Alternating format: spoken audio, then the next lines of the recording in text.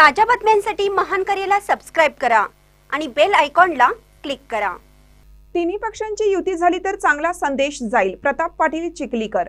नांदेड जिल्ह्यातील 12 नगरपालिका आणि एका नगरपंचायतीच्या सार्वत्रिक निवडणुकांची प्रक्रिया सुरू असून उद्या उमेदवारी दाखल करण्याचा शेवटचा दिवस आहे।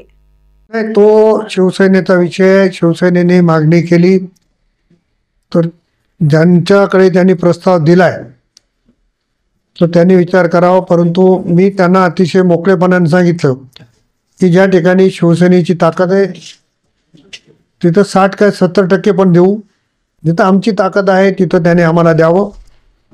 आता आपण जर एक उदाहरण खातर बघितलं तर आम्ही त्यांच्याकडे प्रस्ताव दिला होता की हातगावला नगराध्यक्ष तुमचा आणि हिमायतनगरला आमचा, परंतु मला कळलं की हातगावमध्ये भारतीय जनता पक्षाच्या सोबत त्यांची युती होते।